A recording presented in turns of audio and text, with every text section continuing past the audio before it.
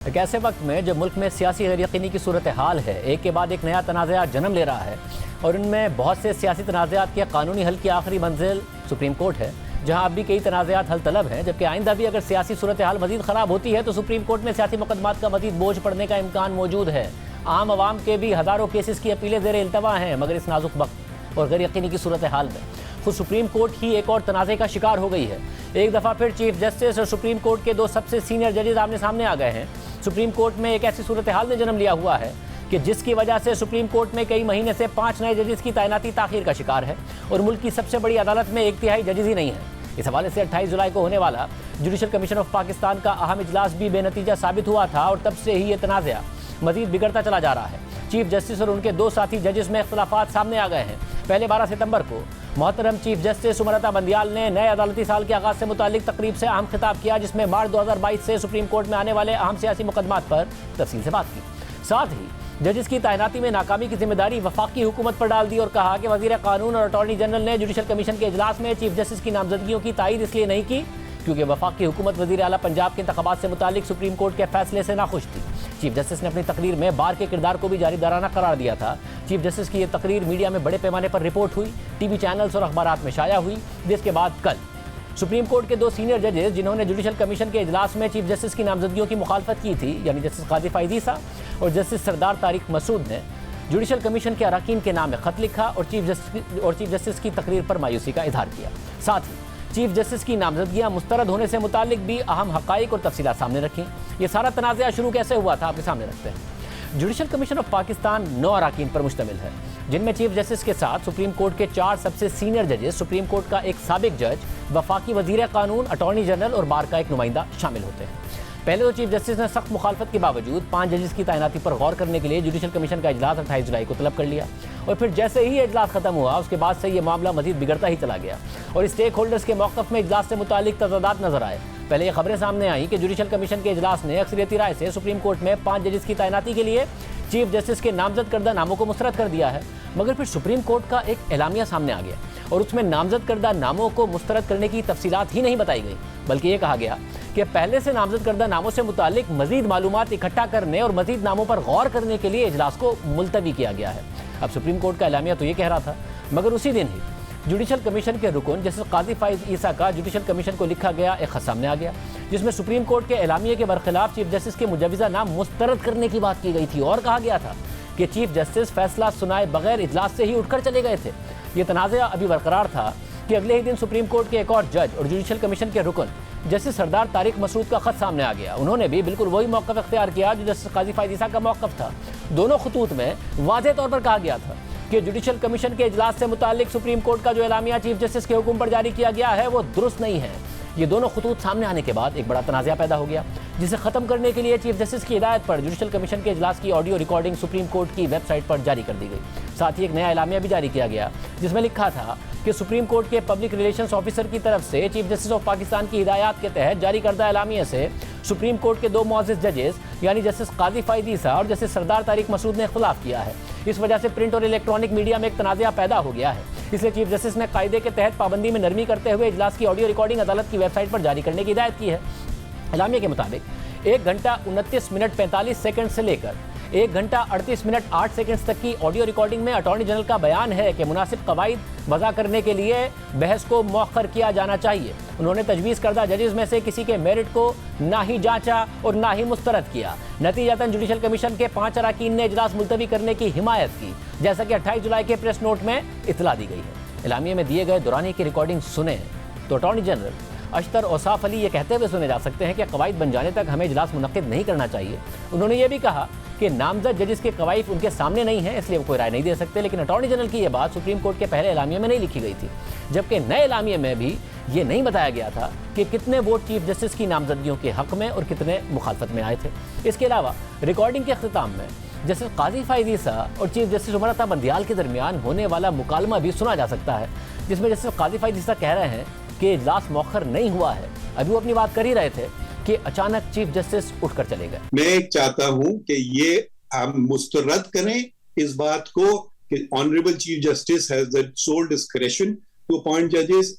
मैं इस बात पे वोट करें कि the Judicial Commission of Pakistan will discuss the matter, and not it should be done unilaterally by only consider the 5 volunteers put forward in true military fashion to volunteer for the mission. No, let's consider 10, let's consider 20. That this is the decision of the meeting, not deferment. Sorry, this is a decision of the meeting. Let us achieve something positive. Let us achieve better quality meeting after a month. आपने कर लिया positive sir, जितना positive हो सकता था आज. अब बस thank you sir, and let's rise now. Thank you. Just 1 minute, sir. So now we should accept nominations from all. Sir ना मिनट से कुछ आएगा कि किसने अपोज किया, किसने नहीं किया, कुछ नथिंग. ये उठ के चलेगा, मतलब ये खत्म ही नहीं हुई मीटिंग. जन कर दिए सर. ये कैसी मीटिंग खत्म, ये कैसी मीटिंग खत्म हो गई? क्यों पूछा, मुझसे क्यों पूछा, क्यों मैंने चेयरमैन उठ के चले जाएं. बहरहाल मेरा उनको फिर भी शुक्रिया.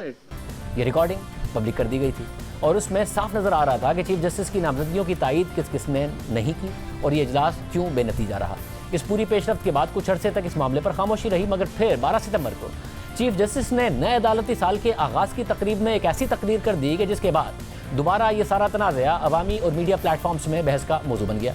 चीफ जस्टिस ने अपनी तकरीर में कहा, वज़ीर आला पंजाब के इंतखाब के मुकदमे से मुताल्लिक सुप्रीम कोर्ट के फैसले की वजह से वफाकी हुकूमत नाखुश थी, जिसका इजहार 28 जुलाई को 5 जजेस की तैनाती के इजलास में सामने आया. वफाकी हुकूमत के दोनों नुमाइंदों यानी वज़ीर कानून और अटॉर्नी जनरल ने चीफ जस्टिस की नामजदगियों की तायीद नहीं की.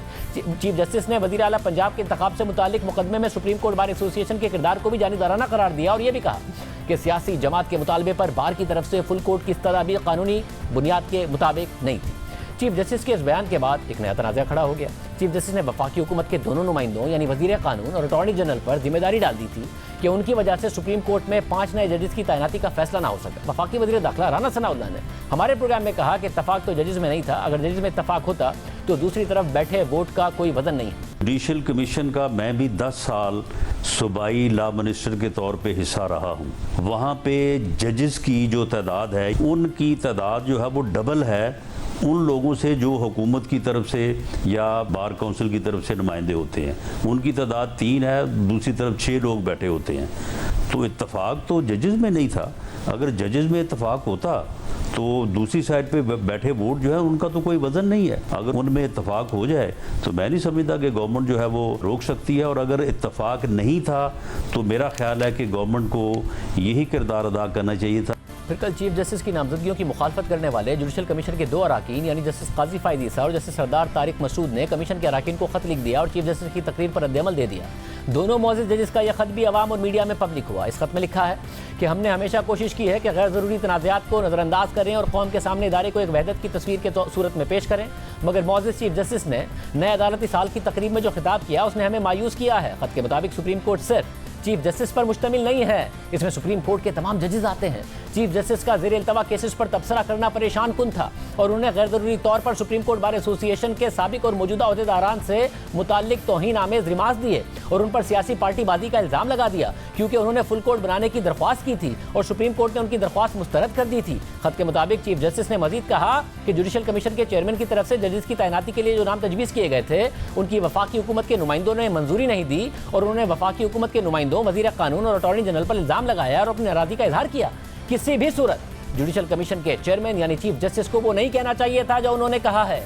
जैसे काजी फायद ईसा और जैसे सरदार तारिक मसूद के खत के मुताबिक चीफ जस्टिस जुडिशल कमीशन के चेयरमैन हैं, इसलिए उसके फैसलों की तामील की जिम्मेदारी दूसरों से ज़्यादा उन पर आयद होती है और ये चीफ जस्टिस को ज़ेब नहीं देता कि वो अपने ही अराकीन पर हमला करें और वो भी आवाम के सामने करें, और वो भी सिर्फ इसलिए कि उन्होंने उनके उम्मीदवारों की तायद नहीं की. और जो चीफ जस्टिस ने कहा है वो रिकॉर्ड के भी खिलाफ था, जैसा जुडिशल कमीशन के बगैर इजाज़त जारी की गई ऑडियो से भी मालूम होता है. ये दुरुस्त नहीं है कि चीफ जस्टिस उमर अता बंदियाल के उम्मीदवारों की जुडिशल कमीशन के 4 अराकीन ने हिमायत की थी.